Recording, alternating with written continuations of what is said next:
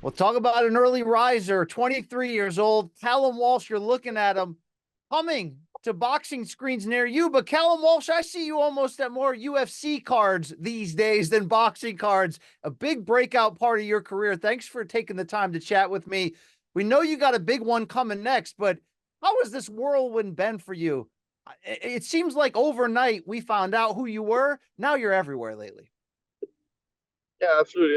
I'm enjoying every minute of it, and yeah, like I said, I'm grateful to be able to do this at such a young age. Being 23 and be able to do everything that I'm doing, it's unbelievable, and yeah, I'm just enjoying it.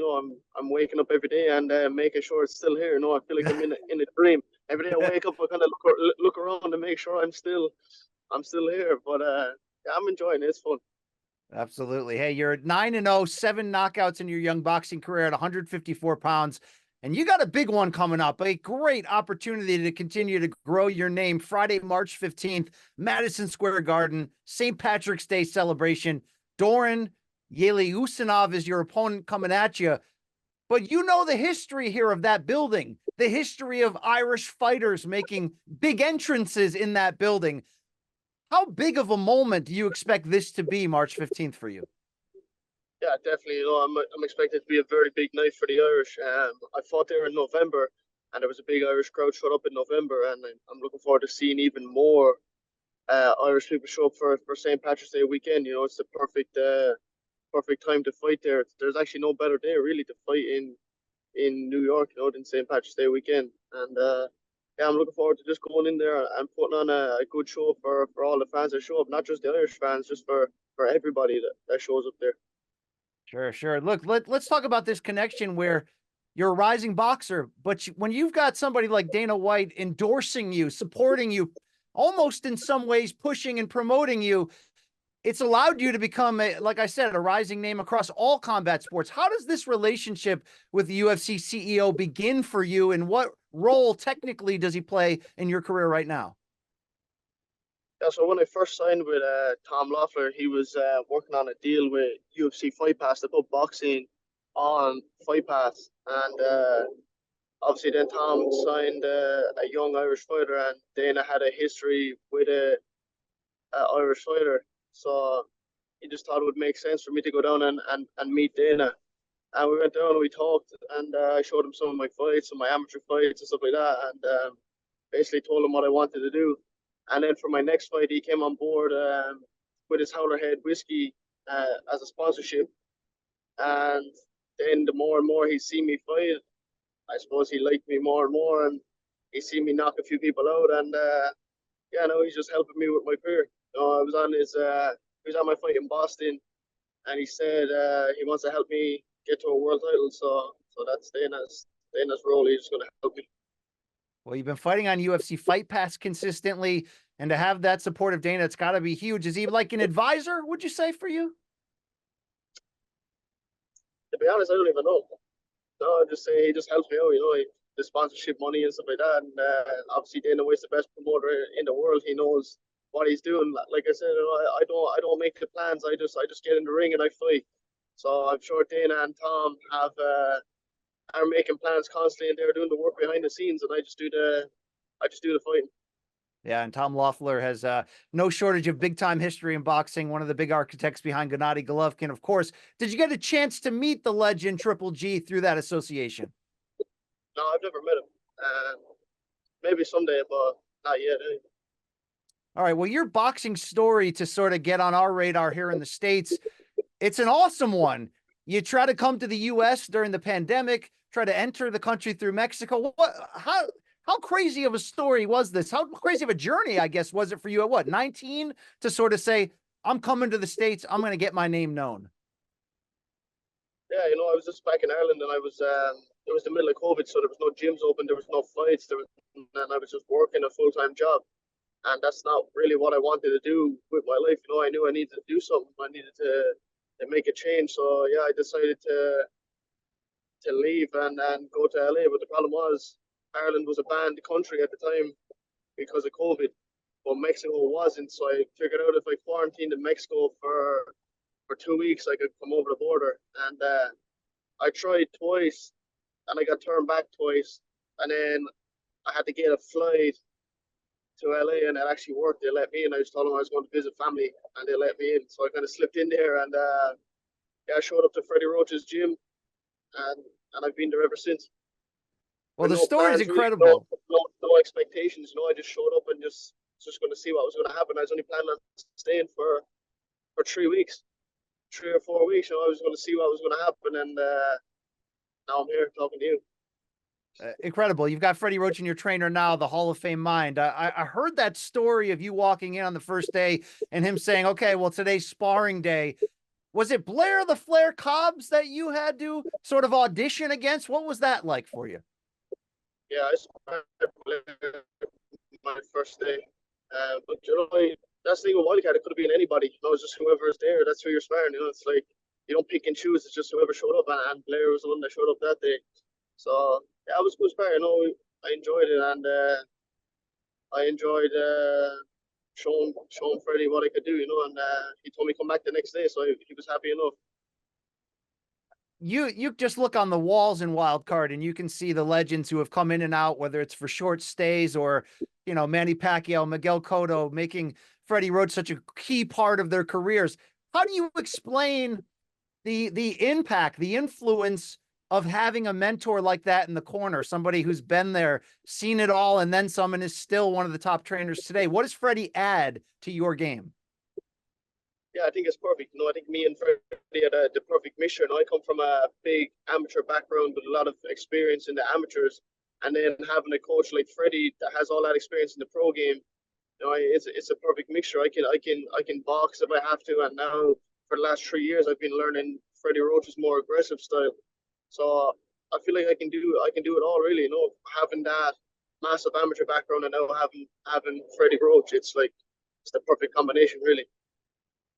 Now, do you get time with Manny Pacquiao through this relationship? No, I've only met Pacquiao once. Sure, It's got to be he only fought once since I've been there. You know what I mean? sure, sure. It's incredible to have, you know, an arm's length reach to some, you know, to the minds of some of these legends. But when you look at your history, I know you originally had plans to be in the 2020 Olympics, and COVID changed a lot. And here you are, you turned pro, you made that journey to the States. How deep does the boxing influence go for you, though? When did it sort of get on your radar? When did you make that decision that this was the path you were taking? I've been boxing since I was 6 years old. You know, my dad put me in a boxing gym when I was six, and I've been doing it my whole life. It's just all I knew. You know, we trained on Monday, Wednesday, and Friday night every night for since I was 6 years old. And I always knew I was gonna try to do something with boxing. You know, I had my first amateur fight when I was 11, and I had 120 amateur fights. So I always knew, like I won six Irish national titles. I won a European gold medal when I was 16, 17. So I knew I had the skills. I knew I could win fights, and I didn't really want to go to college. You know, I didn't really want to work a job. You know, but I did work. You know, I had no other choice. I had to get money so I could go train. You know, I had to make money. But I always knew long term I wanted to try and I don't know either go to the Olympics. That was my plan, or turn pro. And yeah, the Olympics didn't work out, so I turned pro. And here we are making big news. So going back to this UFC connection, it's educating. This has to give you the opportunity to get your name out there so quickly, educating fans across all of combat sports. How have the MMA side of things embraced you, in your opinion, since we've seen you so often on the TV screen of late? Yeah, but I've always been a massive MMA fan. You know, I've always watched UFC my whole life. I watch UFC more than I watch boxing. You know, I used to watch me and my friends would watch UFC every single weekend back in Ireland, and it's crazy. You know, to think that Dana White is somebody that I've just seen on the TV for so many years. You know, and I've always watched the UFC, and now to actually be working with them it's crazy. You know, and life is crazy. But yeah, I love going. That's why I go to so many UFC events because I genuinely do. I love it. You know, I love going to watch the fights, and that's why I'm always there. You know, it's not like they're paying me to go or they want me to go for promotion or whatever. I just go because I like to go to the fights, and I just try to go to as many of them as I can. Like I said, I used to watch them every weekend on the TV. So now that I can go and see them in person, you know, and sit front row and watch the fights, it's like a dream come true, just being able to go there. That's why I go to so many of these events. Well, we see you as, I don't want to say anything I shouldn't hear, but I see you in a pretty powerful combat sports power couple at the moment right now with UFC's Tabitha Ricci. If I could say that out loud here, how does that begin? How does that start? Yeah, we just met at the fights, at the UFC fights, and then she came to see me fight, and yeah, that was it. When you have two people who have that level of focus, determination, dreams, goals, I got to believe that being around somebody with that same mindset makes you better every single day. Would you agree with that? Yeah, definitely. No, it does. It does help my career a lot, and I presume for her too. That it makes it a lot easier. Like if I just had maybe just a normal girl that didn't fight or whatever, and they would try to stop you from going training, or they would want you to spend more time with them and not be in the gym all the time. But with Tabitha, it's like she trains so much that she's nearly pushing me to train more. We're both pushing each other. It's like if she's in the gym, I'm like, all right, fuck, I need to go to the gym now. Or else if I'm there, I send her a picture and she's like, oh fuck, I need to go and do something else now. Or like even just simple things like when I need to go for a run and I'm like, fuck, I don't really want to go for a run. And she's like, oh, I'll go with you. We just run together and stuff like that. Or like when I'm cutting weight and like I'm on meal preps, it's like, she's helped me. Like she's makes me food, or we eat clean. You know what I mean? It's like that's good. It does help me a lot, right? It's like having someone else that's going through the same thing. It makes it a lot easier. Yeah, sure. Now, who gets more nervous when the other one fights? That's the real question here, Callum. So that's the funniest thing, right? So we both shared a fight week in New York in November. So I was fighting Thursday night and she was fighting Saturday night, and I was not nervous at all for my fight. I had no nerves for my fight, not one bit. And it was like I got in the ring, I got my job done, and I was even more nervous after my fight. Once my fight was over, I was thinking, "Oh my god, I can't even enjoy this win because she's fighting in like 2 days." So I was nervous for her fight, right? How do you compare you get a chance to sit cage side for so many big UFC events. You've been to many boxing events. Heck, you're going to be headlining here at the Garden, which is not nothing. That's something major. Can you compare the excitement of both sports? Does it feel about the same, or do you feel a boost in either direction? Uh, the the atmosphere and everything and the setup at the UFC fights is way more. But for me, I don't know, like because I'm a massive UFC fan, I'm a massive MMA fan, and I like boxing, but it depends, I suppose, which one you like more. For me, going to a boxing show, it's all right, I enjoy it, but I prefer going to the UFC a lot more, just because every single fight, from the first fight of the night to the main event, is good, top quality fights. You're the best of fighting the best. There's everybody's taking a chance. You know what I mean? There's no easy fights in the UFC, and the crowd is there. They're going crazy. The arena is full for the very very first fight of the night, and yeah, I don't know. For me, I like going to the UFC more. Yeah, they put on such an incredible, intoxicating live show. There's no question about it. Although I'm a boxing guy at the heart of the matter, all day, every day of the week. It's a natural, logical question here. Do you put in time at all training on the MMA side? Do you have any visions or dreams of crossing over? I mean, that might be more of a distraction question than anything, but do you get down and grapple a little bit? Yeah, I do. I put in time on the mat, but not when I'm in camp. When I'm in camp for a fight, I take my boxing very seriously. And I commit 100% to boxing.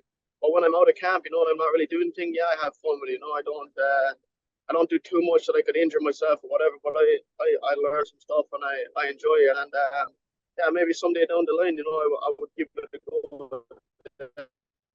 Yeah, I would do it right. tremendous. I'm going to take my boxing serious right now and put 100% into boxing and win as much as I can. And I'm only 23, so when I finish with boxing, maybe I could put time into MMA and give that a go. Limitless possibilities. You got so much hype and push behind you at such a young age. But look, this will just be your 10th pro fight, Friday, March 15th, MSG, and a 10-rounder, no less. And as we mentioned, against Dauren Yeleussinov, this is a lot all at once. What makes you sort of bred to handle this? The attention, the pressure. Heck, you're doing 10 rounds in your 10th pro fight. I've been doing 10 rounds since my fifth fight, sixth fight. But yeah, no, I don't feel the pressure. No, I know my job is to fight. I'm going to show up and fight, and see what happens. You know, that's what I've done. I fought 130, 140 fights already in my life. So it's just at the end of the day, for me, it's just another fight. It's just in front of a bigger crowd, but I don't think about the crowd. I don't think about anything until I get the job done and I win, and then I'll enjoy it then and really take in what I just accomplished. All right. When Michael Conlan, great Irish fighter, made his MSG theater debut, it was like Conor McGregor walked in and almost stole the show that night. It was such a big time in his career. Have you had any connections with McGregor up to this point? Yeah, absolutely. Yeah, I've talked to McGregor. No, we met at the first time I met McGregor was actually at one of the UFC fights. It was at the John Jones fight, and McGregor, someone that I've looked up to my whole life and that I've always wanted to meet. And the first time I actually met McGregor, he knew who I was. You know, that's the craziest part. And yeah, I know he's on board as a sponsor with his Force Irish Stout.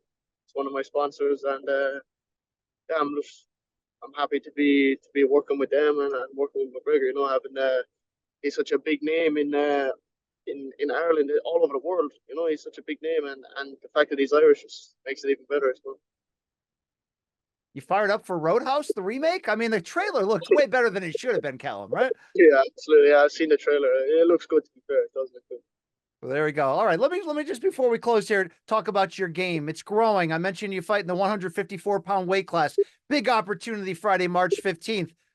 What could this lead to for you? How quickly are you ready to jump? Not just from now main eventing, which is a big deal, Madison Square Garden, to getting in line in the title picture.